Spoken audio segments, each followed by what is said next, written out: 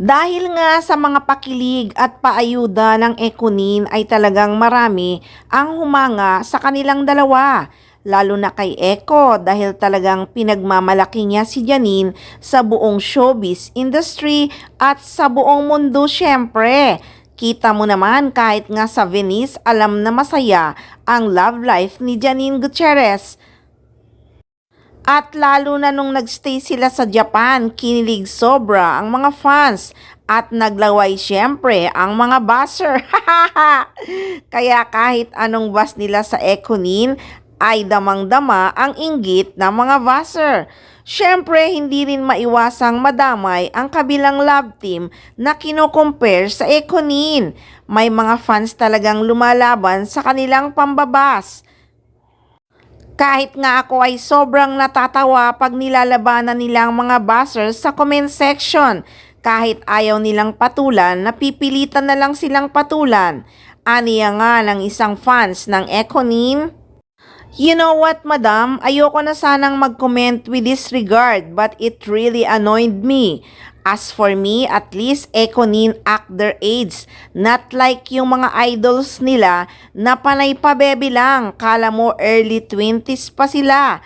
At least Econin are well-mannered and responsible person. They are true with their feelings and have that respect for each other.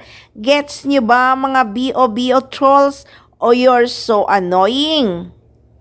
At isa ngang comment na sobra akong natatawa dahil dun sa issue na sinabi ng isang buzzer na gurang na daw ang Econin. Narito nga ang kanyang sagot na sobra talaga akong natawa. Kayo ngang mga gurang or mga orangutang, tumingin muna kayo sa salamin.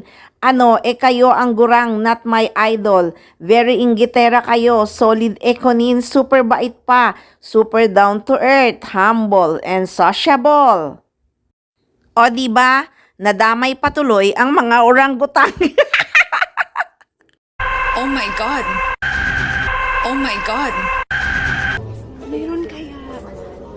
Nakita ko sa social media.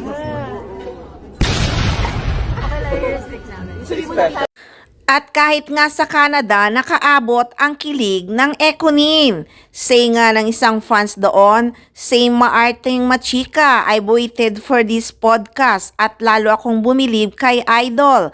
She's so humble na seldom mo na makikita sa mga artista ngayon and I think she really the one best guy that she truly deserves. And hoping a year or two, may proposals na yan. Kilig to the max, umabot hanggang Canada.